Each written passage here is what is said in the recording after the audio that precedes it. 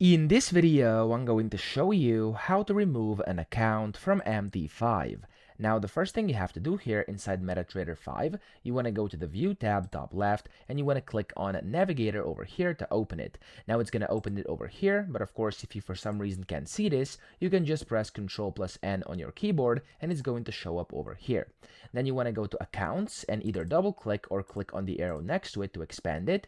And here you can find all your accounts, or of course, all the brokers you have accounts with. So right now I have Traders Way, MetaQuotes, and Deriv. So I'm just going to click on MetaQuotes here to show all the different accounts. There we go. I have 4 as you can see right now. And to actually remove an account, you want to right click it and you want to click on delete and then click on yes. And there we go. That's how you can delete your account. Okay, so we can do this for any account. Just make sure you're currently not signed into that account because otherwise it may not work. That's how you do it. I hope this video helped you out. If it did, please subscribe to the channel and help me out as well.